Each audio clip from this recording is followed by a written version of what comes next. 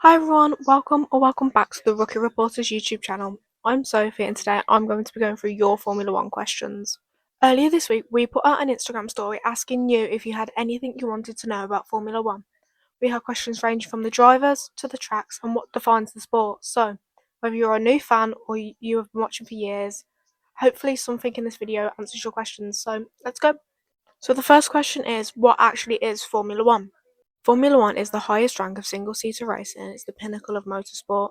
22 of the world's fastest drivers compete in races across the globe fighting for one thing, to become world champion. The drivers will race their cars across high-speed technical tracks that require precision and strategy. Following on to the next question, it's how a race weekend set out. A race weekend spans 4 days of the week from Thursday to Sunday, and then 3 out of them 4 days the cars are on track. Thursday is media day. This is when journalists can interview drivers ready for the weekend and teams can sort out their social media content. Shout out to the VCARB admin. The drivers will often go through the previous weekend and what to expect in the upcoming days. Friday is known as practice day. We have FP1 and FP2, and during this, teams use different setups to gather data ready for Sunday. Saturday involves the last practice session and is known as qualifying day. In qualifying, the drivers will complete a number of laps in 3 sessions, Q1, Q2 and Q3, in order to get pole position to start the race in first. The final day of the weekend is Sunday. This is when the race will happen. Points will be awarded to the drivers who finish in the top 10 spots. Sprint races will mix this up slightly and it will make things like tyre strategy more interesting. Talking about sprint races, this leads me on to my next question. What is the difference between a sprint race and a normal race? Well, a normal race is called a Grand Prix. These happen every Sunday and they take approximately an hour and a half to finish and they offer the most championship points. During these races, teams will use strategy to decide when to pit their drivers and what tyres to put on to beat their competitors. Whereas for a sprint race, there is only one practice session on the Friday before the sprint quali replaces FP2. FP3 will be replaced by the sprint race before they go back to the normal format and go qualifying and then the race on the Sunday. A sprint race is a third of the Grand Prix distance, meaning there are no mandatory pit stops for the teams to make. A sprint race will also allow a team to look at how the race might pan out on the Sunday. I think the primary difference between these races is the point system, because in a sprint race, the top 8 drivers will only get points, with first place scoring 8 points. However, in a Grand Prix, the top 10 drivers will score points, with the winner getting 25 points. So, question 4 is, what do the different flags mean? I think there are about 10 different flags, so I'll just quickly run through them. The green flag means that the track is clear and it's ready to be raced on. This could be before lights go out at the start of the race or just after a safety car. A yellow flag means that there is a hazard on the track and drivers must slow down and no overtaking is allowed. Double yellows mean that there is a serious incident ahead. Cars must slow down and get ready to stop. When a red flag is shown, the session will stop. Cars will slow down and then enter the pit lane again. If a red flag is shown, it's usually due to an incident, bad weather, or unsafe conditions. However, at Singapore 2024, one of the sessions was stopped because there was a lizard on track. If a blue flag is shown, it will be shown towards a car who is going slow on track. It signals that there is a faster car approaching and that they should move out the way to let them past. A white flag contradicts the blue flag as it shows the faster car that there is a slower car in front of them on the track. If a black and orange flag is shown, it means that a car is in unsafe conditions and it should return to the pits immediately to get the situation fixed. The black and white flag indicates a driver is on its last warning for track limits. They have 3 strikes before the flag is shown for the 4th, and if they exceed track limits again after the flag, they get a 5-second penalty added on. A black flag means that a driver is disqualified from a race. The last time we saw a black flag was in 2024 at the Brazilian Grand Prix when Nico Hulkenberg got help from the track marshals to get back onto the track. Finally, we have the checkered flag, which signifies that the race or the session is finished. And now we have a technical question. How many repairs can be made per season? Within Formula One, there is no limit on how many repairs can be made per season, but there is a strict limit on how many key components can be used. So teams can repair things like the front and rear wings, bodywork, suspension components, all of that without getting any penalties. But certain components are capped per season. The limited components consist of power unit components like ERS and turbochargers, and then the other things are gearboxes and chassis. So if a team were to use more than the allowed numbers for these key components, they would get a grid penalty. Okay, so the next question is, what are the technical terms I need to know? So if you've watched an F1 broadcast, there will probably be a lot of unfamiliar terms you might not know if you're a new fan. So I'll just break them down quickly as well. But the first word we have is aerodynamics, and this is how the air flows around the car. Teams will use things like wind tunnels, flow-vis, and aero rakes just to look at the aerodynamics and see what can be improved. So the better the aerodynamics are, the quicker the car will go in a straight line. The next word is downforce, and this is the extra grip created by the airflow which pushes the car down onto the track.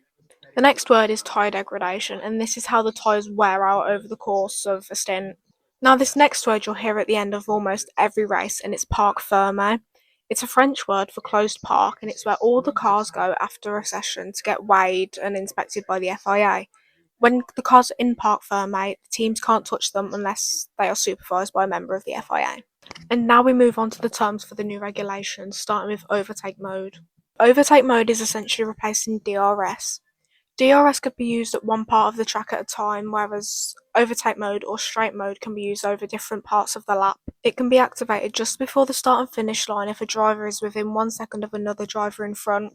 The next term is the boost button, and this will activate the energy deployment in a car. When the driver presses this button, it will trigger a change in the power unit settings, allowing the driver to attack a car in front or defend from a car behind. The third new term for this year is recharge. The cars will save energy to charge the battery by either braking or lifting and coasting through a lap. And the final term I'm going to talk about for this question is active aero. This was introduced this year, and it's where the drivers can adjust the front wing angle and the rear wing angle at the same time. Speaking of new regulations, the next question is what can we expect from this year? Coming into this year, I think we can expect a few different things from who is winning the races and how the drivers race. The new regulations will mean a completely redesigned car, a lighter chassis, and sustainability with engines relying more on electrical energy. We also have Audi and Cadillac joining the grid. However, with Cadillac, I don't think they will be particularly focusing on winning races and scoring podiums this year. I think they'll be more on trying to score points and trying to build a name for themselves throughout the grid.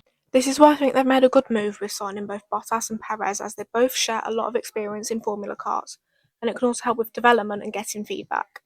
Overall, this season is meant to reset the grid and reward teams that can adapt quickly to new regulations. It's also going to give us closer racing and an unpredictable season and potentially a new race winner, but it's unknown as of yet, I think. Okay, so the next question is what makes shows like Drive to Survive so big if it spins a lot of stories throughout the season?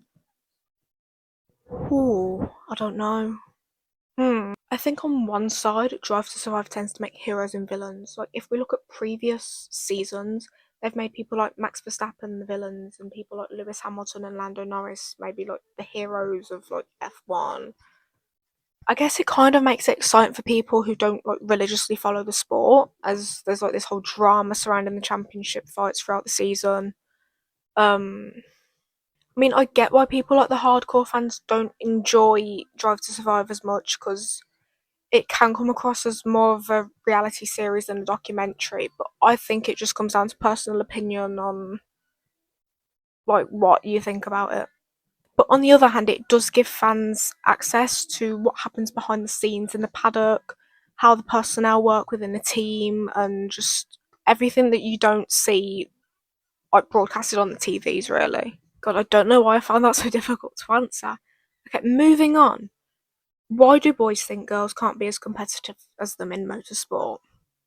A lot of the time, I think it comes down to stereotype more than reality. Like, some boys grow up being told that motorsport is for boys specifically and girls are too emotional or not strong enough for it, which is absolutely not true, but they assume it's true because it's what they've heard from older people in the sport. Also, society barely shows girls can in fact race in top categories, so they haven't exactly seen the proof that girls can race as good as boys. Personally, I don't think it's the fact that girls aren't competitive as boys. I think it all comes down to gender equality. The truth is, girls can be just as competitive and talented as boys, but they don't get to show it in some cases because of things like sponsorships. Some sponsors will lean towards sponsoring the boys more than the girls because they think the boys can go further in their career than a girl can, per se. Okay, and the final question is what are my predictions for this year? I'm not just saying this as a Ferrari fan, but I do genuinely think Charles Leclerc can win the championship this year because based off of what we've seen in testing, every time he's ran, he's been consistently in the top 3 positions. and he's also putting some pretty quick lap times. And because today was the final day before round one in Melbourne, they did some like race lap times, and I think Ferrari's race pace is looking good for this year. I also think that Haas could be in the mix for this year. This is just based off testing again, but looking at the lap times from the second Bahrain test, they've been in third, they've been in fourth, and looking at the practice starts, they've been pretty good at their practice starts and like flying off of that line. So I have faith in Haas. I also think there might be a new race winner this year, and I think it might just be Kimi Antonelli. His driving style has adapted so much over his rookie year, and looking at his lap times from testing again, I think he does truly have a shot at winning a race this year. Okay, thank you everyone for sending in your questions. Hopefully I answered them good enough for you, and if you have any more, don't be afraid to drop them in the comments below. If you like this video, click the like button and subscribe so you don't miss any more Rookie Reporters content, including our podcast which comes out every week. Bye!